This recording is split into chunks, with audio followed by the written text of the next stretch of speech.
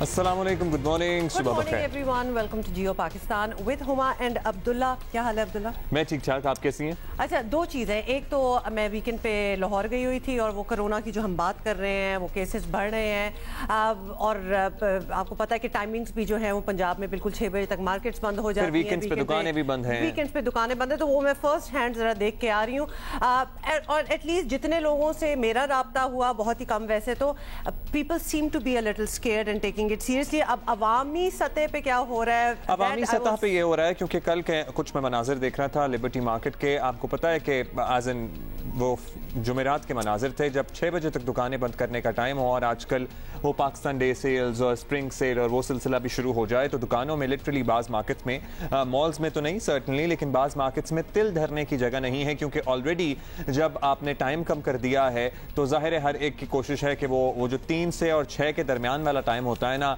बाज़ारों में आप समझ सकते हैं कि हर शाम चांद रात लग रही होती है। ये हाल में लाहौर की मार्केट्स का फर्स्ट हैंड बता रहा हूँ आपको। Said that, इसका तो कोई फिर what should they do? लेकिन 6 बजे वाला जो बंद करना है, को बंद रखने का सिलसिला ठीक है, लेकिन फिर उसके टाइमिंग को नॉर्मलाइज कर दें क्योंकि जब ये केओस होता है ना कि बस सेल भी है और जल्दी जल्दी कर लो और 6 बजे दुकान भी बंद हो जाएगी। स्ट्रिंजेंट मेजर्स जब लेने की बात होती है तो यही मेजर्स होते हैं जिनको कहा जाता है ना, अवाम has to comply as well ना। मेरी बात सुने, थोड़ी सी लोगों ने आना, जिन्होंने आना है उन्होंने आना है, उनके आने का टाइम और कम हो गया है तो जाहिर है कि वो एक वक्त में बहुत ज्यादा रश पड़ जाता है। मेरा तो ख्याल था कि टाइमिंग को ड्यूरिंग द वीकडेज शायद और फ्लेक्सिबल कर देते कि जनाब आप काम करें ताकि रश ना पड़े किसी एक पर्टिकुलर टाइम में। एक सजेशन है, गलत भी हो सकती है, वीकेंड्स को बंद करने का सिलसिला है वो इसी तरह जारी रखें, लेकिन everybody should take this seriously. लेकिन एक बात जो बिल्कुल गलत है, जो मैं हर किसी की स्टोरी स्नैपचैट इंस्टाग्राम स्टेटस पे देख रहा हूँ कि the weddings are going on और ये जो 300 I will agree with you, बहुत से इवेंट्स हैं जो कि लोगों को खुद ही समझ जाना चाहिए। Why put other people in so much such a situation कि जहां उनको आपकी शादी भी अटेंड करना पड़े और आपको पता भी है कि कोरोना फैला हुआ है। वीकेंड्स की आप बात कर रहे थे कि वीकेंड्स पे सब कुछ बंद है, वीकेंड्स पे बंद होना जरूरी है। वही तो मैं कह रहा हूँ, होना जरूरी है, लेकिन जब वीकडेज पे खुला हुआ है तो वो 6 बजे वाला टाइम की वजह से रश पड़ता है। मेरा बेसिकली कहने का मतलब है कि लोगों प्लीज थोड़ी सी रिस्पॉन्सिबिलिटी आपके हाथों में भी। ऑब्वियसली स्कूल बंद कर दें जी, मार्केट बंद कर दें, सब कुछ ये सब किया जा सकता है लेकिन उस पर भी हम लोगों को तकलीफ होगी। तो लिहाजा what we can do is do our part, take some responsibility of our actions. और वही बात है जो हम वीडियोस वगैरह देख रहे हैं, 6 बजे से पहले वो एक रौला और रश पड़ा होता है, ना जाएं, उससे पहले थोड़ा सा चले जाएं, वरना फिर अवॉइड करें जाना। थोड़ी देर की बात है, इंशाल्लाह ये सारी चीजें क्योंकि हम इसलिए आपको पता है बार बार ये बात कर रहे हैं क्योंकि ये वाला जो मामला है ना लिटरली कंट्रोल से बाहर हो रहा है। 14% से ज़ायद पॉजिटिविटी रिकॉर्ड की गई है बाज़ मकामात पे, बाज़ शहरों में। It is spreading like a wildfire. So वो हम सबको खुद ही एहतियात करनी है। We have a whole story on that. आज एनसीओसी का हम इजलास किए बाय द वे, बिल्कुल, और हमने आपको फिगर्स वगैरह सब कुछ आपको दोबारा से बताएंगे ताकि आपको एटलीस्ट आपके जहन में हो कि सिचुएशन ओवरऑल रियलिटी क्या है। अब्दुल्ला बहुत मुतासिर लग रहे थे ये इस एंथम से। मेरा ख्याल है कि मुतासिरीन में शामिल हो गए हूँ इस एंथम के, ठीक है, तो वो जरूर हो सकता है लेकिन मुतासिर में बिल्कुल नहीं था। Although good luck for the Kashmir premier league और हम इस बारे में आपको अपडेटेड रखेंगे। अच्छा जी, एक तो टीम जियो और जियो पाकिस्तान की तरफ से वजीर आजम के लिए बहुत सी दुआएं, नेक तमन्नाएं और अल्लाह ताला उनको और फर्स्ट लेडी को जल्द अज जल्द सेहतियाब करे मुकम्मल तौर पर। इसी चीज को वबा कहते हैं, ये पेंडेमिक ग्लोबल जो हम 1 साल से ज्यादा हो गए ये बात कर रहे हैं, किसी को नहीं छोड़ा। ये वबा जो है, ये कोरोना वायरस जो है, कहीं भी हो आप, कोई मुल्क, कोई तबका, एनीथिंग, और लग सकता है आपको, किसी को भी लग सकता है। वजीर आजम को भी हो गया कोरोना। लेकिन साथ ही साथ चूंकि वजीर आजम ने 2-2.5 दिन पहले वैक्सीन लगवाई थी तो उसके बाद जो मार्केट में व्हाट्सएप पे जो खबरों का बाजार गर्म हुआ ना, पर्टिकुलरली ये कह रहे होंगे जी वायरस डजंट वर्क क्योंकि वजीर आजम को वैक्सीन डजंट वर्क के वजीर भाई, हम आपको आज वैक्सीन का मैकेनिज्म समझाने की कोशिश करेंगे कि किस तरह से वैक्सीन काम करती है और कितने दिन बाद या कितने हफ्ते बाद फर्स्ट डोज सेकंड डोज के बाद आप में इतनी कुव्वत मुदाफियत उस वायरस, उस बीमारी के खिलाफ पैदा हो जाती है जिससे आप इस बीमारी से लड़ सकें। और फिर आपको ये भी याद दिला दें कि आपको पता है कि दिस इज अ वायरस, इसका एक इंक्यूबेशन पीरियड होता है। मोस्ट प्रॉब्ली क्या डेफिनेटली वजीर आजम में वो वायरस जो था वो इंक्यूबेट कर रहा था और उसके दौरान उन्होंने वैक्सीन जो थी वो लगवा ली और उसके बाद वायरस फुल ब्लूम हो गया और उनको कोरोना हो गया। 3 to 5 to 7 डेज में वायरस अपनी अलामात दिखाना शुरू कर देता है। वज़ीर आज़म ने तो 2 दिन पहले वैक्सीन लगवाई थी, तो इससे पहले वो ऑलरेडी वायरस कैच कर चुके थे और उसके बाद उनको सिम्टम्स आना शुरू और हो आपको गए। ये भी पता होना चाहिए कि इवन जब दूसरी डोज लग जाती है वैक्सीनेशन की, उसके भी कुछ अरसे बाद एंटीबॉडीज बनना स्टार्ट होती हैं। ऑलमोस्ट यस, लगभग 2 हफ्ते हो जाते हैं। तो वैक्सीन है बहुत ज़रूरी। प्लीज़ इस केस को एक केस स्टडी बना के ना सोचना स्टार्ट हो जाए कि उधर काम नहीं किया, वो वाली बात नहीं थी। एनीवे जी, कुछ फिगर्स आपके साथ शेयर करने और आपको बताएं कि कोरोना वायरस की तीसरी लहर इंतहाई खतरनाक सूरत इख्तियार कर गई है और मुल्क में 24 घंटों के दौरान कोरोना के 3669 केसेस रिपोर्ट हुए हैं। लुक एट दिस फिगर, 3669, 20 अफराद जाँ बहक हुए हैं। कोरोना केसेस की मजमूई तादाद अब हो चुकी है 6,30,471। These are some daunting figures। और साथ साथ आपको ये भी बताएं कि वजीर आजम इमरान खान और खातून अव्वल भी कोरोना वायरस का शिकार होने के बाद क्वारंटीन में हैं। वजीर आजम इमरान खान ने अपनी ट्वीट में कहा है कि नेक ख्वाहिशात पर सबका शुक्रिया अदा करता हूँ। दूसरी तरफ आज NCOC का इजलास हो रहा है जिसमें बहुत सी चीज़ें डिस्कस होंगी, जैसे कि मुल्क भर में सख्त पाबंदियाँ करने पर भी गौर होगा। वफाकी वज़ीर तालीम शफकत महमूद का कहना है कि तालीमी इदारों से मुताल्लिक फैसला 24 मार्च के इजलास में होगा। कोरोना की बदतरीन सूरत हाल के बावजूद अवाम SOPs पर अमल करने में संजीदा नहीं। फैसलाबाद में कबड्डी का मुकाबला हुआ जिसमें सूबाई वजीर सकाफत और अरकान असम्बली ने भी भरपूर शिरकत की, लुत्फ उठाया। मुझे ये क्राउड देख के ना लग रहा है कि वायरस टीवी के थ्रू। पाकिस्तान मेडिकल एसोसिएशन ने भी मुल्क भर में मुकम्मल लॉकडाउन का मुतालबा कर दिया है। हुकूमत फिलफौर मुल्की सतह पर और बिलखसूस पंजाब में, जो पंजाब के अंदर इस वक्त स्टेटस जा रहा है, हंगामी हालत का निफाज करे। मेडिकल एमरजेंसी, हेल्थ एमरजेंसी का निफाज किया जाए। उसके लिए ज़रूरी है कि इस वक्त मुल्क के अंदर लॉकडाउन किया जाए। I can not get over the kabaddi का मुकाबला, लेकिन जलसे भी हो रहे हैं कराची में। कराची में माशाल्लाह ट्रैफिक का निज़ाम तो दरहम बरहम था ही उस जलसे की वजह से, फंक्शन लीग की वजह से।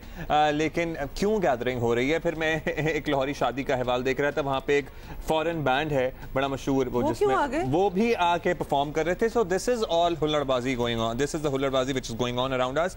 हम सबको अपना ख्याल रखना होगा। इस दफा जो लहर आई है वो पहले से ज्यादा खतरनाक। और अगर आप समझते हैं कि आप इनविंसिबल हैं, विच यू आर नॉट, तो दूसरों का ही ख्याल कर लें। फिर उसके बाद फिर दावतें हो रही हैं, बुलाया जा रहा है। खैर एनीवे जी, आपको साथ साथ ये भी बता दें कि NCOC के सरबराह असद उमर पहले ही मुकम्मल लॉकडाउन से इनकार कर चुके हैं। बहुत सी आपको पता है ना, रूमर मॉन्गरिंग भी हो रही थी कि मंडे से जी पूरा कंप्लीट नेशनल लॉकडाउन लग रहा है। ऐसा कुछ नहीं है। पिछले हफ्ते सूबों को बता दिया था कि कौन कौन से इलाके हैं जहां पे लॉकडाउन करने की ज़रूरत है, और वो किए भी गए, लेकिन उनकी इम्प्लीमेंटेशन जो थी उस पर अमल दरामद जो है वो बहुत तसल्ली बख्श नहीं था। हो सकता है मंडे को उसके अंदर मज़ीद फहरिस्त के अंदर इजाफा भी किया जाए, लेकिन मुकम्मल लॉकडाउन कोई हल नहीं है। ये तो हमने पहली लहर में जब हमने कहा था उस वक्त लोग नहीं मानते थे, लेकिन आप पूरी के पूरे मुल्क को बंद नहीं कर सकते, लोगों का रोज़गार नहीं छीन सकते। टारगेटेड इंटरवेंशंस होंगी, उसमें जो है ज़ाहिर कोशिश यही होती है कि ऐसे इकदाम लिए जाए जिससे लोगों का रोज़गार ना इफेक्ट हो। असद उमर साहब का इसरार अपनी जगह, और सर्टनली लोगों का रोज़गार कमाने का हक नहीं छीना जा सकता, लेकिन हुकूमत का अब तक का जो स्मार्ट लॉकडाउन का प्लान और स्ट्रैटेजी है ना, वो मतलूबा नताइज नहीं दे सकी है। मैंने खुद अपनी आंखों से बाज़ इलाकों में स्मार्ट लॉकडाउन का हाल देखा है। कुछ भी नहीं है, एक बैरियर लगा के पुलिस वाले, 2 पुलिस वाले सारा दिन गली के कोने में बैठे रहते हैं। लोग आते जाते हैं। सिर्फ वो जो काम वालियाँ आ रही होती हैं ना, मेड्स वगैरह जो होती है, हाउ डोमेस्टिक हेल्प, सिर्फ उनको रोकते हैं और किसी को नहीं रोक रहे होते। बहरहाल वज़ीर इत्तलात शबली फराज का कहना है कि वैक्सीन जिसका 1 साल से इंतजार था वो अब दस्तयाब है। उन्होंने अवाम से एहतियाती तदाबीर इख्तियार करने की अपील की। कोरोना एक हकीकत है, अफसाना नहीं। ये न किसी में तफरीक करती है, ना ये किसी से रियायत करती है। ये जो लहर है ये काफ़ी शिद्दत से आई है, लेकिन इसमें एक जो रोशन पहलू है वो ये है कि जो वैक्सीनेशन है, जो वैक्सीन जिसका कि 1 साल से इंतज़ार हो रहा था, वो अवेलेबल है। अभी मैं और अब्दुल्ला थोड़ा सा हैरान और शौक में थे। अगर हम आपको प्राइस बताएं, वैसे अगर प्राइस ही होगी तो आप कैसे एक्सपेक्ट कर सकते हैं कि आवाम, बहुत सी दुनिया लगवा लेगी, लेकिन वो जो आवामी सतह पे आप कह रहे हैं ना मैस वैक्सीनेशन, वो इस प्राइस पे नहीं हो सकती। 2 शॉट्स लग रहे हैं जी 8000 वॉट। 8,449 पटने की जो वैक्सीन है इसकी रेप ने मंजूरी दी है, उसकी बाद कीमत का तयन किया है 8,449, 8,449। एक अगर फैमिली में 4-5 लोग होंगे जो कि हमारा यहाँ नॉर्मल है, कैसे लगाएंगे? अच्छा, और कैंसिनो बायो की कीमत जो मुकर्रर की गई है 4,225। ये हम 2 डोजेस, ये भी एक वैक्सीन है, डिफरेंट कंपनीज की वैक्सीन है ना, आपको पता है। कैंसिनो की 1 डोज है बाय द वे जी, और ये स्पटनिक की 2 डोजेस हैं। 2 डोजेस की कीमत है ऑलमोस्ट 8,449। तो इसकी कल ही मंजूरी दी गई है। So these vaccines would be available privately now, अगर आप अफोर्ड करके लगवाना चाहते हैं तो ओवर 60s की वैक्सीनेशन जो हो रही है मुफ्त में हो रही है, तो लिहाजा इसका तो फायदा उठा ले, वरना ऑब्वियसली पैसे देके करवानी पड़ेगी, क्योंकि करवानी जरूर पड़ेगी आपको। साथ ही बता दें जी, कोरोना वैक्सीन के बारे में बेबुनियाद अफवाहें अब तक फैलाई जा रही हैं और अवाम ऐसी अफवाहों पर कान ना धरे, खुदा के लिए बिल्कुल ना सुने। चीज़ें कोरोना वायरस पर वैसे ही भरोसा करें जैसे कि सारी दुनिया कर रही है। This is a global thing, पूरी दुनिया एक चीज़ कर रही है। प्लीज आप तो हमने क्या करना है, वैक्सीन को हाँ करनी है और कोरोना को ना करनी है। हमारे जस्ट मेक इट अप? नहीं, ये अब चल रहा है। हमारे साथ मौजूद है vice chancellor university of health sciences doctor Javed Akram. बहुत शुक्रिया डॉक्टर साहब। डॉक्टर साहब, आप खुद कोरोना वैक्सीन की तैयारी और टेस्टिंग में शामिल रहे हैं। आवाम की इंफॉर्मेशन के लिए सबसे पहले बता दीजिए कि इस वैक्सीन का असर कितने दिन बाद या कितने वीक्स बाद होता है और क्या साइड इफेक्ट हो सकते हैं, क्या क्या हो सकता है? बहुत शुक्रिया जी। देखें, कोई भी वैक्सीन, चाहे वो मैसेंजर आरएनए वैक्सीन है, चाहे प्रोटीन सब यूनिट वैक्सीन है या रिकम्बिनेंट वैक्सीन है, वो लगते ही उसका इफेक्ट कुछ नहीं होगा। कम से कम उसके 24 दिन हमें चाहिए, 24 दिन से 28 दिन, जब वो एंटीबॉडीज़ इस लेवल पे आएंगी, एंटी स्पाइक एंटीबॉडीज़, कि आपकी वायरस आपकी बॉडी से अटैचमेंट को रोकेंगी।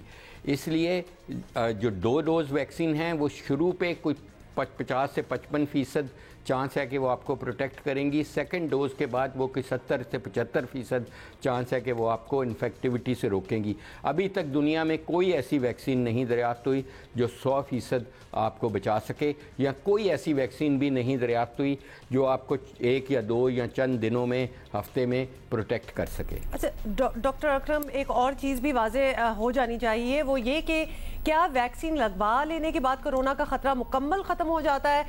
कोई मास्क वगैरह की ज़रूरत नहीं रहती, या फिर कुछ ऐसा है कि लाइकलीहुड कम हो जाती है और अगर आप इन्फेक्ट हो भी जाए तो उस नौयत की इन्फेक्शन नहीं होगी? आप बताइए। देखें, अभी कोई भी, जैसे मैंने बताया कि वैक्सीन दुनिया में नहीं तैयार हुई जो 100% इफेक्टिव हो। कुछ वैक्सीन हैं वो 90% के करीब इफेक्टिव हैं और कुछ ऐसी हैं 65 से 70-75% इफेक्टिव हैं। जिसका हमने ट्रायल किया कैंसाइनो, वो 100% इफेक्टिव है सीरियस डिजीज़ से प्रोटेक्ट करने की या आपको जानलेवा बीमारी से बचाने के लिए 100% उसका चांस है। जहाँ तक बीमारी को ऑल टुगेदर बचाने का उसका 77% चांस है।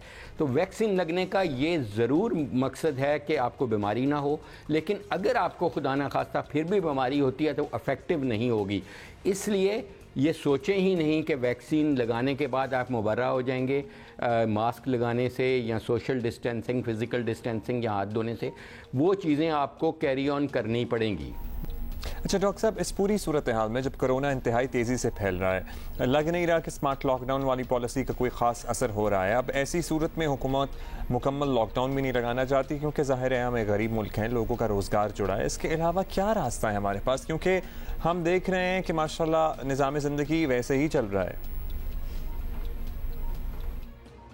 देखें, मुकम्मल लॉकडाउन या कर्फ्यू लगाना मुमकिनात में से इसलिए नहीं है कि उसको इन्फोर्स कौन कराएगा। मेरा नहीं ख्याल कि हमारे पास सिविल अथॉरिटीज़ ऐसी हैं, पुलिस वगैरह, जो इन्फोर्स करा सके।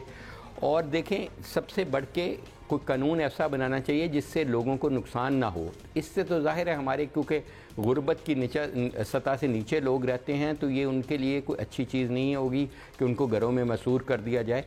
इससे ज़्यादा बेहतर तरीका यही होगा कि आप जो अननेसेसरी चीज़ें हैं, पुरहजूम जगह, जलसे जुलूस, वॉक्स, जनाजे, मसाजिद, इन पे पाबंदी लगा दें। लोग घर से नमाज़ पढ़ लें, छोटा जनाजा कर लें, शादियां रोक दें या सुन्नत रसूल के मुताबिक शादियां कर लें कि चंद लोग जाके शादी कर लें। और इस तरह के इज्तिमात पे और रेस्टोरेंट्स पे खाना खाना, हजूम बनाना, क्लब्स पे जाना, ये सब रोक दिया जाए। तो मेरा ये ख्याल है कि उसको वैक्सीनेशन का प्रोग्राम जितना तेज़ किया जाए तो ये नौबत नहीं आएगी कि हमें लोगों को एक गुर्बत की सतह से और नीचे गरीबों को ले जाएं। काश के बात लोग समझ जाएं। डॉक्टर साहब, बात आपने बिल्कुल ठीक है, बहुत बहुत शुक्रिया डॉक्टर जावेद अकरम। अब लोग अगर खुद ही ये बात समझ लेना तो ये इतना स्केरी लेवल पे जो तीसरी लहर हमारी पहुंची हुई है, ये बात वहां तक ना जाए। शादियों का भी जो कह रहे थे, हाँ। बल्कि ये बड़ा सुनहरी मौका है आई वुड से कि इतनी बड़ी बड़ी शादियां, इतने पैसे लग रहे हैं, कम कर दें। You have a very very valid इस दफा ऐसा लगा कि 2020 का आखिर और 2021 में अब तक जो शादियां हुई हैं वो पिछले सालों से ज्यादा बड़ी हुई हैं। हाँ, मतलब ऑलमोस्ट एज इफ के गुस्से में कि कोई बदला ही लिया जा रहा है कि होगा कोरोना किसी और दुनिया में, हम तो करेंगे।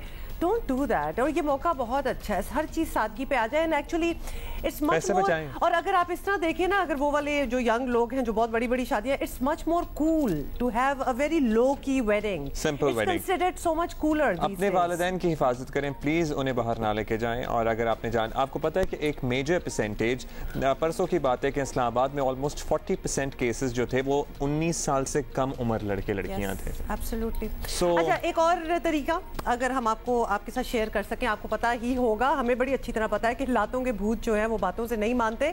तो रशिया में जी एक वीडियो, प्रैंक वीडियो है, वैसे तो वायरल हुई है, लोगों को बताने के लिए कि अगर मास्क ना पहना, वैसे मैंने तो वीडियो देखी प्रैंक नहीं होना चाहिए, ये होना चाहिए, ये हमारे यहाँ तो सबसे पहले इंप्लीमेंट होना चाहिए। डंडे लगाओ जो कि मास्क नहीं पहन रहे। गुस्सा चढ़ जाता है कि आपको अगर किसी अगले बंदे को देखे ना कि मास्क ना पहना हो, तो दिल चाहता है उनसे जाके पूछो कि आपको पता नहीं है कि दुनिया में क्या हो रहा है, कि आप किस दुनिया में फिर रहे हैं कि आपने मास्क नहीं पहना हुआ।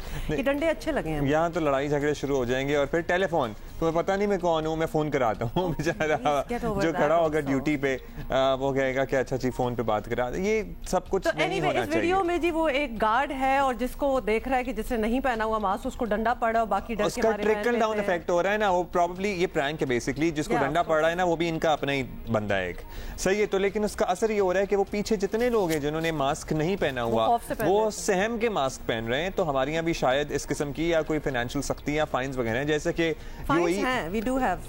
क्या आपको पता ही है सूरत हाल है हमारी फाइन्स की। यूएई और सऊदी अरेबिया के आपने फाइन्स देखे? आधी तनख्वाह निकल जाए मास्क ना पहनने पे। उनका फाइन्स का सिस्टम माशाल्लाह कोई 20-30 साल पुराना है उनका। तो गाड़ी से एक टिश्यू पेपर बाहर फेंक दो तो जो फाइन हो जाता है। So they are used to that, we should become used to that as well. Please mask पहन ले। पूरे 20 मिनट से हम यही बात कर रहे हैं। और PSL तो आपको पता है कि हमें बड़ा दुख है, सदमा है अब तक के एकदम से बिल्कुल खत्म हो गया और वी आर लुकिंग फॉरवर्ड कि वो दोबारा शुरू हो और अब अंजाम तक पहुंचे और इस एडिशन का विनर अनाउंस हो। लेकिन एक और चीज़ जिस पे हम उम्मीद लगाए बैठे हैं कि ये मुकम्मल होगी and we are looking forward to, that is Kashmir premier league. Kashmir premier league जिसका हमने एक दफ़ा पहले भी जिक्र किया है जी, उसका आगाज 16 मई से मुजफ्फराबाद स्टेडियम में हो रहा है, जिसके लिए ड्राफ्टिंग जो है वो 2 अप्रैल को इस्लामाबाद में होगी। आपको बताएं कि PSL 6 का हिस्सा बनने वाले तमाम मुल्की खिलाड़ियों समेत मुल्क भर से ताल्लुक रखने वाले 150 खिलाड़ी ड्राफ्टिंग में मौजूद होंगे। और ये गाना भी जो आपको राहत फ़तेह अली खान साहब का सुनाई दे रहा है, ये काफ़ी देर से ये भी बड़ा चल रहा है, वायरल हुआ है। This is the anthem of KPL। आपको बताएं कि लीग जो है वो 6 टीमों पर मुश्तमिल होगी और हर टीम में 5 कश्मीरी खिलाड़ी टीम का हिस्सा होंगे। जनाब, लीग कराने का मकसद आज़ाद कश्मीर में क्रिकेट का फ़रोग, मकामी टैलेंट को दुनिया के सामने लाना और जिससे वफाकी हुकूमत समेत आज़ाद कश्मीर की हुकूमत की भी सर्टनली हिमायत हासिल है। क्रिकेट का तो फ़रोग है ही, लेकिन वो तमाम लोग जो मुजफ्फराबाद और सराउंडिंग्स में जाएंगे इस लीग की वजह से वो सर्टनली कश्मीर की वादियों का हुस्न भी ऑब्जर्व करेंगे, टूरिज़म को भी फ़रोग मिलेगा। और जनाब, हम इसी पे मज़ीद बात करते हैं। हमारे साथ मौजूद हैं 2 मौजूद मेहमान, CEO Kashmir premier league Shahzad Akbar साहब और प्रेसिडेंट KPL आरिफ मलिक साहब। सो हम आप दोनों को खुशामदीद कहते हैं। Welcome to Geo Pakistan. और ज़बरदस्त किस्म का आइडिया, इनफैक्ट कुछ अरसे से कुछ जिक्र हो रहा था इस किस्म की कोई चीज़ is coming up. Arif Malik साहब, आपसे पूछूंगी, how long did it take you, किस तरह आप लोगों ने डिसाइड किया वी नीड KPL? देखिए, we basically initiated this idea for last 3 years। एक इवेंट हो रहा था, पैराग्लाइडिंग का इवेंट हो रहा था आज़ाद कश्मीर में, तो we have tossed the idea to the prime minister Azad Kashmir के ऊपर पैराग्लाइडिंग हो रही हो, नीचे क्रिकेट हो रही हो। तो उस वक्त तक हमें इतना इंटेंसिटी का अंदाज़ा नहीं था कि लीग सिस्टम इतना मुश्किल होता। खैर, वो 2-2.5 साल फिर हमने उसको लर्न किया, फिर we got the sanction by PCB तो फाइनली आइडिया बेसिकली अब बहुत सारी एक्टिविटीज़ चल रही हैं माशाल्लाह। वी गॉट 6 टीम जैसे आपने बताई हैं and all the franchises are sold. Marquee players उठ चुके हैं, इसमें आइकन प्लेयर्स उठ चुके हैं। सो अब इंशाल्लाह ताला we are very close to the reality. जैसे कि आपने बताया कि 2 अप्रैल को we going to have the draft event, और इसका ड्राफ्ट इवेंट भी बहुत एक्साइटिंग इंशाल्लाह होने जा रहा है, जिसमें we going to involve the media और उसमें बड़ा इंटरैक्टिव सेशंस भी आपको देखने को मिलेंगे, बहुत आउट ऑफ द बॉक्स चीज़ें आपको देखने को मिलेंगी। अच्छा शहजाद साहब, आप बता दें थोड़ा सा खद्दो खाल बताइए कि इसमें इंटरनेशनल प्लेयर्स होंगे, किस तरह से आपने फॉर्मेट सेट किया है कि जनाब इतने प्लेयर यहाँ से रीजन से होंगे, कौन ये सब कुछ तय कर रहा है, कोच के बारे में, कमेंटेटर्स के बारे में, क्रू के बारे में, वो सारा कुछ अरेंज्ड है आपका? डिसाइड तो हमने यही किया कि इसको बड़ा कलरफुल बनाए, और पहले सीजन में इंटरनेशनल प्लेयर्स नहीं लेके आ रहे थे। नेक्स्ट सीजन में आपको इंशाल्लाह इंटरनेशनल प्लेयर्स जो आप टीवी पे या वर्ल्ड वाइड देखते हैं वो भी नजर आएंगे आपको। लेकिन इसके साथ साथ हम मेंटोर लेके आ रहे हैं, अंपायर्स इंटरनेशनली आ रहे हैं, इसका कोचेस इंटरनेशल आ रहे हैं, और पाकिस्तान के अंदर जो कश्मीर है उसको हम खूबसूरत से खूबसूरत बनाएंगे। ये सिर्फ मैटर ऑफ क्रिकेट नहीं है, टूरिज्म को फ़रोग दे रहे हैं। अब आपको पता है बहुत बड़ा इशू वहाँ पे अकोमोडेशन का है, तो हम कैंपिंग कर रहे हैं, 3000 कैंप लगा रहे हैं जो बहुत अच्छे स्टैंडर्ड के साथ होंगे। लोगों को क्रिकेट के साथ साथ एक इंटरटेन करने का मौका भी मिलेगा। जरूर पूछेंगे because of what just happened with PSL, और आपको पता है कि पूरा एक ग्लोबल एक पेंडेमिक चल रही है, तो सारे स्पोर्टिंग इवेंट्स जो हैं इफेक्टेड हैं। जितना भी आप उनको सिक्योर करने की कोशिश करें, हमने पीएसएल का एक हाल देखा है, वो आपसे जरूर पूछेंगे।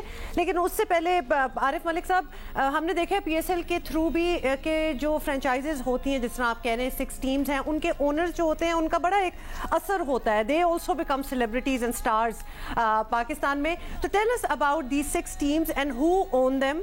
वो सारे भी कश्मीरी हैं या फिर they are from all over Pakistan? देखिए जी, स्टार्स तो ऑफ कोर्स एक ग्लोबल एक रियलिटी है कि आप अगर यूरोपियन फुटबॉल से आप देख लें, आप अमेरिका में देख लें, तो it is all about the star, all about the activity, all about the PR। लेकिन चूँकि क्रिकेट से हमें वैसे ही बड़ा प्यार है, तो ऑनर्स हमारे माशाल्लाह से we got the overseas owners as well.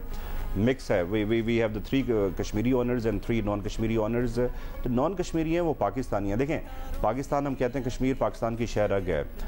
जैसे कि भी हम ऑफ द रिकॉर्ड भी हम बात कर रहे थे, we both are not Kashmiri, but जिस तरह से हमारा दिल धड़कता है कश्मीरियों के साथ, और जो हमने ख्वाब देखा है कि कश्मीर प्रीमियर लीग का जो ब्रॉडकास्ट है, जो पूरी दुनिया में जब जाएगा, तो you can easily compare the both sides कि यहाँ पे हम फेस्टिविटी कर रहे हैं, will be having the fireworks, cricket हो रही है, लोग ट्वीट कर रहे हैं, वीलॉगिंग चल रही है, ब्रॉडकास्ट चल रहा है, और दूसरी साइड पे लॉकडाउन चल रहा है। So this is the narrative we want to give it. Certainly, और इसमें आपकी ये सोच जो है ना, ये बड़ी ज़बरदस्त है। इसके लिए ज़ाहिर है बहुत एनर्जी, बहुत पैसा, बहुत टाइम, सब कुछ ही सर्फ होता है। आप एक्सपर्टीज़ भी लगती हैं। अब टूरिज्म के फ़रोग की कहीं मैं गुफ्तगू सुन रहा था, तो उसके लिए क्या प्लान है? क्योंकि ज़ाहिर है अभी तो हमारे पास एक ही जो प्लेएबल स्टेडियम है मुजफ्फराबाद है, तो आप उसको किस तरह से बेहतर करेंगे? पूरी दुनिया की नज़रें उस पर होंगी, फिर और स्टेडियम्स को डेवलप करने पे भी सोचा है, किसी से बात हो रही है, फिर मुजफ्फराबाद आके हम मैच तो देखेंगे, लेकिन फिर जाहिर है लोग इर्द गिर्द भी जा सकेंगे ना, वादी नीलम ही चले जाएं तो क्या ही मजा आएगा। नहीं, इस पे देखें हम एक पूरा एक प्लान लेके आ रहे हैं। इस वक्त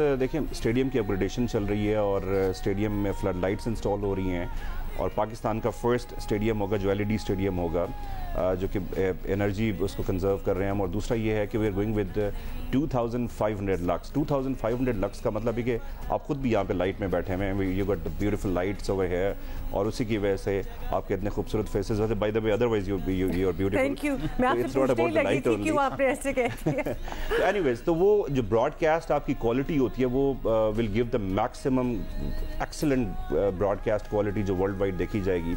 सो फिर उसके बाद जो ग्राउंड है उसकी अपग्रेडेशन चल रही है, लश ग्रीन आप इंशाल्लाह ताला ग्राउंड देखेंगे। और दूसरा ये है कि because it is surrounded with valley, जो हमारा स्टेडियम है, चारों तरफ उसमें आपको वैली नज़र आएगी, तो उसमें we are putting up the high definition cameras on the flood lights, वहाँ से भी आपको व्यूज़ मिलेंगे। अच्छा, आपका बेसिकली ग्राउंड ही इतना खूबसूरत है जिसको हम इतने अरसे से देख रहे हैं कि वो जब यूटिलाइज होगा तो we are really looking forward to that. जल्दी से वेरी क्विकली शहजाद अख्तर साहब, बायो सिक्योर अब आपको हर चीज़ करनी पड़ेगी। अब it's in this day and age with covid all around, इतना एम्बिशियस प्रोजेक्ट है आपका। How have you made sure कि प्लेयर्स और सारे जो कनेक्टेड हैं, तो अभी कहीं नहीं जा रहा जी, तो ये सारे आपको कनेक्टेड पता है बहुत बड़ा चैलेंज हमारे पास इस वक्त बायो बबल का है।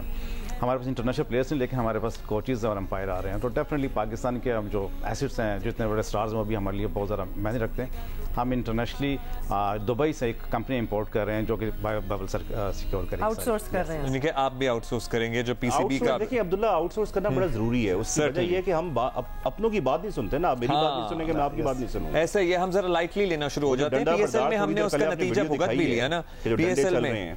लेकिन ये जरूरी हमारे पास। मलिक साहब, पीएसएल में तो हमने देख लिया उसका नतीजा जाहिर है जो हुआ, पीसीबी ने भी फैसला किया है।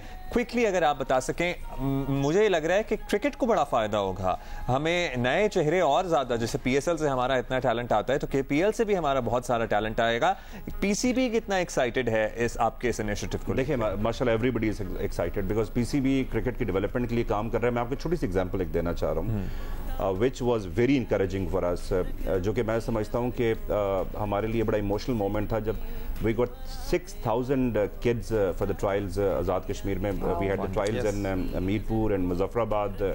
आप यकीन करें कि ऐसे ऐसे एरिया से बच्चे आए हुए थे कि कोई नीलम से आया हुआ है, कोई पटीका से आया हुआ है, you know Faf long area से, फॉरवर्ड काउटा से लोग आए हुए थे, जहाँ पे आप ट्रैवल कर नहीं सकते, आपको 5-6 घंटे 7 घंटे 8 घंटे लग जाते हैं। सो ये वो वाला टैलेंट है जिसको हमने बेहतर करना है और बेहतर करके इसको एक्सपोर्ट करना है to the Pakistani team and of course to the international leagues. So हम ज़्यादा एक्साइटेड उन बच्चों के लिए हैं जिनको हम ट्रेन करेंगे।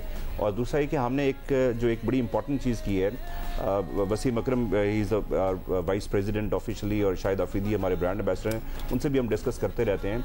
तो उनका जो प्लेयर डेवलपमेंट प्रोग्राम है उस पर बड़ा इस वक्त फोकस है, और हम 3 प्लेयर्स जो है ना वो प्लेइंग 11 में हम शामिल कर रहे हैं। 3 players from Kashmiris, because when they'll be sharing the dressing room with Shahid Afridi, with the Babar Azam, with the star players, तो उनका कॉन्फिडेंस बढ़ेगा और वो फिर कल को पाकिस्तान के लिए और इंटरनेशनल लीग। जबरदस्त मलिक साहब, इरादे बड़े जबरदस्त हैं। Your hearts and your minds are in the right place. Best of luck to you और पूरा Pakistani, we are all looking forward to KPL. President KPL Arif Malik साहब और सीईओ शहजाद अख्तर साहब, thank you so much and good luck for KPL. We are certainly looking forward to it.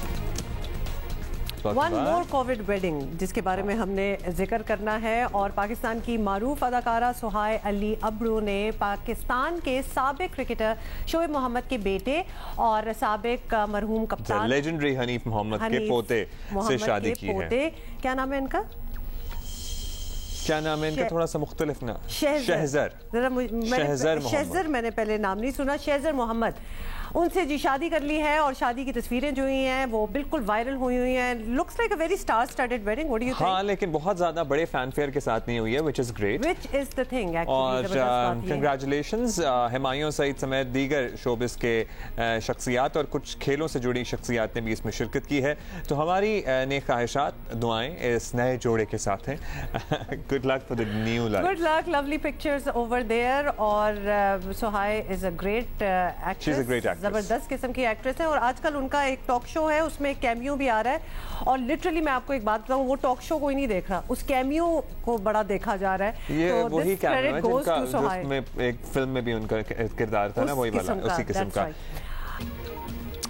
The great Runa Laila over there. और दोबारा देखेंगे थोड़ी देर में, ये भी देखेंगे, और निसार बज़मी साहब के गाने जो मैडम ने गाए, बिल्कुल फिर उनकी तो क्या ही बात है, तो वो भी हम आपसे शेयर करेंगे। लेकिन सबसे पहले मेरा ख्याल है कि पंजाब में जो कोरोना की सूरत हाल है उस पर बात कर लेते हैं, और थोड़ी सी पॉलिटिक्स भी हो जाए। क्या ख्याल है जनाब? पंजाब कोरोना वायरस की तीसरी लहर का मरकज लिटरली बन गया है, गढ़ बन गया है। लाहौर समेत पंजाब के मुख्तलिफ शहरों में सूरत हाल तशवीशनाक है, वायरस तेजी से फैल रहा है। पंजाब भर से रिकॉर्ड नए केसेस सामने आ रहे हैं। NCOC ने गुज़श्ता इजलास में कोरोना के फैलाव को देखते हुए लाहौर समेत मुख्तलिफ शहरों में शादी की तकरीबात, खेलों की सरगर्मियां और जलसों पर 2 हफ्ते की पाबंदी भी लगा दी है। लेकिन पंजाब हुकूमत इस पर मुकम्मल अमल करवाने में नाकाम रही है। कोरोना वायरस की खतरनाक लहर सियासी इशूज पर मुतहर्रिक बुज़दार हुकूमत के लिए यकीनन इम्तिहान है। अच्छा जी, इसी पे बात करते हैं। डॉक्टर फिरदौस आशिकावान साहबा हमारे साथ मौजूद हैं। बहुत शुक्रिया डॉक्टर साहबा, पंजाब हुकूमत की तर्जुमानी के लिए हमने आपको दावत दी है। बताइएगा, बहुत सी कन्फ्यूजन है अभी, जहां पंजाब में पर्टिकुलरली लाहौर गिरदोरबा में कोरोना इतना ज़्यादा फैल रहा है, अभी भी लोग कन्फ्यूज हैं कि जनाब शादी हॉल खुले हैं, तकरीबात अलाउड हैं, नहीं हैं। कोई क्लियर डायरेक्टिव अगर आपके पास है तो आप हमसे शेयर करें कि क्या अलाउड है, क्या बंद है, और कहाँ कहाँ की बात हो रही है। बिस्मिल्लाहिर्रहमानिर्रहीम। सबसे पहले तो ये आपको भी पता है कि किसी एक सूबे या किसी एक स्पेसिफिक गवर्नमेंट से नहीं जुड़ा हुआ इशू, एक चैलेंज है और कौमी चैलेंज है और पूरे पाकिस्तान के अवाम और हुकूमत और बसने वाले हर शहरी के लिए ये इंतहाई अहम कौमी फरीजा और जिम्मेदारी है। कोई हुकूमत इससे अकेली ना निपट सकती है और ना इस पर काबू पा सकती है। हाँ, इसको कम करने के लिए, कर्टेल करने के लिए, ख़त्म करने के लिए एक मौसर जामिया हिकमत अमली जो हुकूमत पाकिस्तान ने बनाई, NPSC ने बनाई, पंजाब की सतह पे जो एडमिनिस्ट्रेटिव मेजर्स हुकूमत पंजाब के लेने के थे, वो हमने एक वेरी वेल डिफाइंड मैकेनिज्म के तहत उन इक़दामात को ना सिर्फ मुतारफ कराया बल्कि अमल दरामद के लिए हंगामी पेशरफ की है। उनमें सबसे अहम ये है कि जो हमारी कैबिनेट कमेटी या कोरोना पे बनी और काम कर रही है, उसकी जो रिकमेंडेशन है, क्योंकि पंजाब में अनफॉर्चुनेटली हमारे वो 5 डिस्ट्रिक्ट जहाँ पे ओवरसीज पाकिस्तानीज का और स्पेशली जो ब्रिटिश बॉर्न कह लें या एक्सपैट्रिएट कह लें, उनका ज़्यादा जो है वो रहा है फोकस वो डिस्ट्रिक्ट्स में गुजरात है, सियालकोट है, फिर गुजरांवाला है और फिर उसके साथ जुड़े हमारे बाकी ये फैसलाबाद, लाहौर और इसकी पेरिफेरीज। तो इसमें जो अनफॉर्चुनेटली आज भी जो है वो ऑलमोस्ट जब हम डेथ्स की ओवरऑल पाकिस्तान में बात करते हैं तो पिछले 24 घंटे में जो है वो 20 अफराद जो है उनकी अमवात वाक़या हुई है सिर्फ पंजाब में, और उसके अंदर 24 person lost their life in Punjab. अब ऐसी सूरत हाल में जहाँ सूबे की 12 करोड़ आबादी है लेकिन वेंटिलेटर्स के ऊपर हॉस्पिटल में जो पेशेंट्स का रश, ओवरऑल एक जो क्राइसिस है उसमें जो मैं देख रही हूँ एक हुकूमती नुमाइंदा होते हुए कि हमारी जो एडमिनिस्ट्रेटिव गैप्स हैं वो थोड़े इस तीसरी लहर में ऑब्वियस हो के सामने आ गए हैं। उसके अंदर जो हमारी पब्लिक प्राइवेट पार्टनरशिप कोविड के दिनों में नजर आई थी कि सरकार जो इक़दाम उठा रही थी, प्राइवेट सेक्टर उसको ओन और सपोर्ट कर रहा था, फिर मासेस और पब्लिक, जनरल पब्लिक जो है उस हवाले से मुकम्मल तावन कर रही थी जी। अब इस लहर के अंदर लोग एक तो इसको कैजुअल ले रहे हैं। जो हमने शादी हाल का आपने पूछा है उसमें वही SOPs जो इससे पहले हमने एनफोर्स किए थे कि शादी हालों के अंदर 300 से ज़ायद की गैदरिंग नहीं होगी, ओपन एरियाज में शादी होंगी और हॉल जो है वो ब्लॉक किए जाएंगे और स्ट्रिक्ट SOPs को फॉलो किया जाएगा। डॉक्टर साहब clearly that did not work, क्योंकि अब हम तीसरी लहर और आपको पता बड़ी है कि खतरनाक है, पहली दोनों से लहर है, जल्दी से लोगों को हो रहा है, नंबर्स आप खुद भी हमें बता रही हैं, तो जरा इससे ज्यादा स्ट्रिंजेंट मेजर्स लगता है कि लेने पड़ेंगे। अब ये जो बात हो रही है कि लाहौर समेत मुख्तलिफ शहरों में शादी की तकरीबात, खेलों की सरगर्मियां, जलसों पर 2 हफ्ते की पाबंदी होगी, अब ये क्या प्रॉपर पाबंदी है कि बिल्कुल भी कोई शादी, कोई स्पोर्टिंग इवेंट, कोई जलसा 2 हफ्ते के लिए नहीं हो सकता? अभी फैसला होना है इस पे, जरा कंफर्म कर दें प्लीज ये अगर है तो। देखिए, हमारी cabinet committee of the corona ने इसमें ये रिकमेंडेशन आई हैं, वज़ीर आला की क़यादत में इससे हमने डिसीजन लेने हैं। ये रिकमेंडेशन है हमारी और इसको इन्फोर्स करना और इस पर इंतजामी एक्शन लेना, ये हम चीफ मिनिस्टर की क़यादत में इसको आज एनालाइज करेंगे, एवेलुएट करेंगे और फिर इन्फोर्स करने की जो स्ट्रेटजी है वो एडमिनिस्ट्रेशन को कम्युनिकेट करेंगे। लेकिन ये ज़रूरत है इस वक्त हालात की जो संगीनी है उसको देखते हुए हमारे पास कोई और चॉइस नहीं है। और ये तमाम इक़दाम उठाने के बाद भी जब तक पब्लिक इसको सीरियस ले के इस इशू को और इस चैलेंज को हुकूमत के साथ तावन नहीं करती, तो ये तमाम इकदाम जो है वो अधूरे रहते हैं, उनका मकसद जो है हकीकी मानों में अचीव नहीं होता।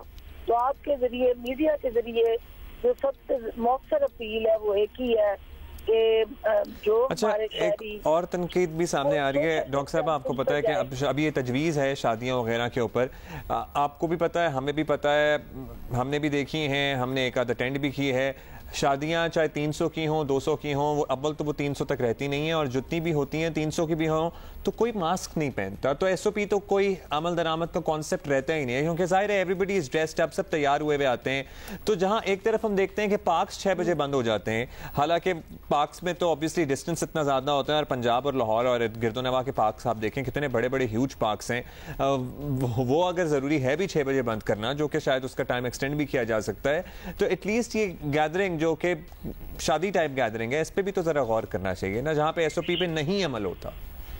बिल्कुल आप ठीक कह रहे हैं, लोगों की जान से ज्यादा जरूरी ये तकरीबात नहीं है, ये खुशियाँ उनकी अपनी जानों की सर्वाइवल से जुड़ी हुई हैं। तो हमें अपने ट्रेंड्स को बदलने में कोई हर्ज नहीं है, कोई जरूरी नहीं है कि हमने उन्हीं टाइमिंग्स को रात देर तक जो है वो फॉलो करना है और लोगों को की जानों को खतरात में डालना है। ये माइंड हो सकते हैं, रवैये चेंज हो सकते हैं, और वो रूल्स चेंज करने हैं हमें। और ये सारी चीजें जहाँ हुकूमत चेंज करने जा रही है, वहाँ पब्लिक को भी अपना माइंड सेट चेंज करना है। पब्लिक को भी वो हंगामी सूरत हाल में, जंग की हालत में इस वक्त आप और आपको वो बिजनेस एज यूजुअल नहीं करना। डॉक्टर तो ये सारी जी डॉक्टर साहब सॉरी, लेकिन हमने क्योंकि अब ये पेंडेमिक जो है तो 1.5 साल हो गया इसको, तो हमने भी ये समझ लिया है कि जब तक एक टाइम जो पब्लिक ने सीरियस लिया था इस चीज को वो था जब नेशनल लॉकडाउन हुआ था। उसके अलावा अब रवैये बदलना तो ये this is a tall order, इसमें तो जनरेशंस गुजरेंगी तो हमारे रवैये बदलेंगे, तो वो बहुत ज्यादा होगा आवाम से एक्सपेक्ट करना। What we can perhaps do, आप भी शायद अग्री करें कि हम कोई रूल्स चेंज कर सकते हैं, ज्यादा स्ट्रिक्ट कर सकते हैं। अभी जो स्पाइक है उसमें तो गैदरिंग पे पाबंदी लगाए ना, गैदरिंग अगर ये चीजें अगर बिल्कुल बंद कर दी जाए, इवन अगर नेशनल लॉकडाउन लेवल ना हो, लेकिन शादियां तकरीबात ये चीजें तो बंद की जा सकती हैं जल्द से। देखिए जो अनड्यू एक्टिविटीज है जिनके बगैर जो है वो आपकी मैशत का पहिया भी चल सकता है और उसके बगैर जो है वो आपका डे टू डे बिजनेस भी चल सकता है, उनको हमने कर्टेल करना है। और वो आप ठीक कह रहे हैं कि नेशनल लॉकडाउन की बजाय अगर हम स्मार्ट लॉकडाउन और ज्यादा उसको इफेक्टिव बना के एक असर नौ नई हिकमत अमली के तहत जो NCOC सामने लेके आ रही है और पंजाब के अंदर हम उसको एनफोर्स करने जा रहे हैं, और ये सारा अमल जो है वो हंगामी बुनियादों पे करने की जरूरत है। और हुकूमत पंजाब जो है वो ये समझती है कि हमारी जिम्मेदारियां इसलिए भी पैदा हैं कि सबसे बड़े सूबे के अंदर हम इस वक्त इस चैलेंज से निबर्दाज़मा है। तो कोरोना के साथ निपटने के लिए जहाँ हमने साथ पैरेलल इसको रोकने की तदाबीर अख्तियार की है, वहाँ साथ साथ जो कोरोना के पेशेंट्स हैं उनको रिलीफ देने के लिए उनकी ओवरऑल एक केयर और बेटर फैसिलिटेशन के लिए हॉस्पिटल के अंदर भी हमने हंगामी तौर पे वो तमाम इक़दाम कर लिए हैं। वैक्सीनेशन की जो सूरत हालत सूबे वो आपके सामने है कि जी बिल्कुल, वैक्सीनेशन की भी बात कर लेते हैं। डॉक्टर साहब आप हमारे साथ हैं, आप हमें वजीर आजम की खैर खबर भी दे सकती हैं, कैसे हैं वो खातून अव्वल के हवाले से भी बताइएगा। अगर आपका राब्ता हुआ हो, किसी आपके करीबी दोस्त का राब्ता हुआ हो तो बताइए कि how is he feeling now. अल्हम्दुलिल्लाह दोनों जो हैं वो उनका जो माइनर सिम्टम्स थी और वो बुखार और हल्की खांसी थी, उसके बाद जो उन्होंने क्वारंटाइन किया अपने आप को, तो ये एक अलार्मिंग इस हवाले से भी है कि मैं जानती हूँ प्राइम मिनिस्टर हूँ या खातून अव्वल हूँ, वो सबसे ज्यादा हेल्थ केयर के हवाले से सेंसिटिव है और वो SOPs को फॉलो भी करते हैं और हर हाल में उनकी फिटनेस पे भी कोई उंगली नहीं उठाता। लेकिन इसके बावजूद अगर वो उसकी जद में आए हैं तो ये बाकी लोगों के लिए आई ओपनर है कि वो एहतियात करें। डॉक्टर साहब कभी कभी हमने आपको भी देखा है, आप भी माशाल्लाह काफी लोगों के बीच में होती हैं, मास्क पहनना या तो भूल जाती हैं या फिर इर्द गिर्द आपके लोगों ने मास्क नहीं पहना होता, तो आप भी जरा ख्याल किया करें। देखिए, मैं असल में जितनी मेरी एक्टिविटीज और ये इवेंट्स और ये सारा होता है, बहुत सारी पब्लिक प्लेसेस पे कहीं ना कहीं मेरे से भी ये गलती होती है, लेकिन मैं कोरोना की विक्टिम बन चुकी हूँ, तो मैं उस इज़्ज़त से, पेन से गुजरी हूँ। मैं नहीं चाहती हूँ कि कोई और भी गुजरे, लेकिन हम सब बात करनी है, इंक्लूडिंग माई सेल्फ, और ज्यादा सीरियस हो के हमने ये SOPs को फॉलो करना है। अच्छा, हमारे इल्म में नहीं था कि आपको हुआ था। जी डॉक्टर साहब, ये भी बता दीजिए कि आपने अपनी वैक्सीनेशन करवा ली है? ये तो फिर अगर हम अपनी जात से शुरू करें तो ये तो डिस्क्रिमिनेशन है, तो मेरा तो वैसे भी फर्स्ट लाइन ऑफ डिफेंस नहीं डॉक्टर साहब, you can be leading by example. आपको नहीं, तो वो पता अभी है एज ग्रुप के हिसाब से चल रहा है ना, तो अभी जब उनकी बारी आएगी तभी कराएंगे। एक आपने क्राइटेरिया बनाया, SOPs बनाया कि इस एज लिमिट तक लोग जो है वो पहले वैक्सीनेट होंगे, तो अगर जी बिल्कुल, फ्रंट लाइनर में भी तो डॉक्टर साहब आती हैं ना, डॉक्टर है जी। मैं तो आपको पता है कि फिर वो क्रिटिसिज्म शुरू होगा ना कि इनकी जान ज्यादा अजीज है, इसलिए इन्होंने पहले अपने आप को वैक्सीनेट करा लिया है। डॉक्टर साहब, हम नहीं क्रिटिसाइज करेंगे, आप बेशक करवा सकती हैं। You are safe from our platform. मेरे पास जो डबल कैप है उसमें एज अ डॉक्टर जो है वो मुझे स्पेस है, लेकिन मैं चाहती हूँ कि सब जो एक क्राइटेरिया ले डाउन किया उसको फॉलो किया जाए जी। और एहतियात करके हम इस को ना सिर्फ शिकस्त दें वायरस को, बल्कि बहुत सारे लोगों को जो कि इसका विक्टिम बने, रिकवर किया, वो भी एक साइन ऑफ होप भी हो और साथ लोगों को एक खौफ भी हो, क्योंकि जब तक लोगों को खौफ नहीं होगा, आप जो मर्जी कर लें, लोग इसको सीरियस नहीं ले रहे और उनको ज्यादा जिम्मेदारियां अदा करनी है। और आज मैंने आपके पास आना था, आज हम आपका वेट कर रहे थे, आपको पता है। और आपको पता है कि ये जो सियासी कह लें सबसे ज्यादा जो चैलेंजेस हैं उसमें एक ये था कि रात 1 बजे ये पता चला कि मेरी यहाँ मीटिंग्स है और वो ऐसी मीटिंग्स है कि मुझे यहाँ पहुँचना है, तो 8 बजे की फ्लाइट पर मुझे लाहौर वापस आना पड़ा। जी बिल्कुल। लेकिन I will love to meet both of you and your team. इंशाल्लाह अगली दफा हम वेट करेंगे आपका, क्योंकि आज we were really expecting you in the studios, but इंशाल्लाह we will see you next time. बहुत बहुत शुक्रिया डॉक्टर साहिबा for taking out time to speak to us. कर रहे हैं।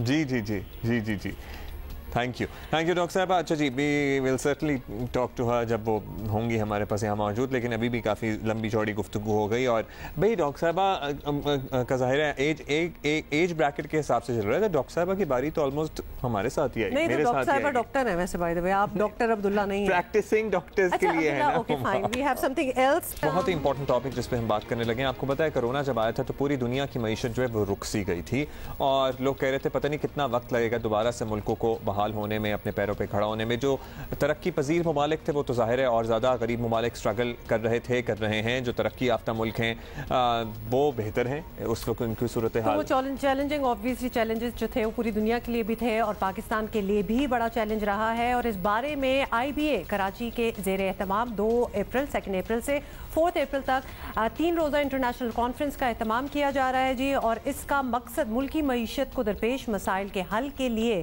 मुनफरिद आइडियाज़ और सॉल्यूशंस को डिस्कस करना है। और कुछ डिस्कस करने इधर हमें ज्वाइन किया है अकबर जैदी साहब, एग्जीक्यूटिव डायरेक्टर IBA हैं। थैंक यू जैदी साहब for being with us. Zaidi साहब, हमने जब शुरू में कोरोना आया और सब कुछ रुक गया था, लोगों ने बहुत सफ़र किया, चाहे इंडिविजुअल की बात हो या फिर मैक्रो लेवल पे बात हो। अब क्या दुनिया वापस बहाल होना, नॉर्मलाइज होना शुरू हो गई है? जाहिर है जो नुकसान हुआ उसको शायद कवर करने में बहुत टाइम लगेगा, लेकिन अभी क्या सूरत हाल है अपने खित्ते की और फिर दुनिया को कंपेयर करें तो? मेरे ख्याल आसार तो बहुत अच्छे हैं और अगर हम देखें, कल ही IMF ने बताया कि किन किन मुल्कों में ग्रोथ होगी और बहुत तेज़ी से होगी। इंडिया में 11.5% कह रहे हैं, चाइना में कह रहे हैं, अमेरिका में कह रहे हैं, यूरोप के कुछ, बरतानिया में हो जाएगी। जिन जिन मुल्कों ने वैक्सीनेशन का प्रोग्राम बहुत तेज़ी से उसको अंजाम पर लेके गए हैं और लोगों को लगाई है वैक्सीनेशन, तो उससे बहुत फ़र्क पड़ रहा है। And these were badly affected countries. बहुत ज़्यादा, अमेरिका तो खास तौर पे पता नहीं कितने, बहुत ही बुरा हाल, 500,000 पीपल डाइड देयर, और बरतानिया में तो ये करें। लेकिन कुछ इलाके अभी भी हैं जहाँ पे साउथ अफ्रीका, ब्राज़ील, यूरोप, पूरा यूरोप फिर वो लॉकडाउन की तरफ जा रहे हैं, सोच रहे हैं। लेकिन मेरा ख्याल है कि 2 महीने के बाद, यानी जून के बाद से ज़रा ये रफ्तार पकड़ेगी, मईशत रफ्तार पकड़ेगी, और बहाली तो दूर की बात है लेकिन शुरुआत हो जाएंगी। अभी मसलन जैसे ये कह रहे हैं कि जो बड़े सेक्टर्स हैं जो विच हैव बीन हिट, मसलन travel, tourism, they will also start picking.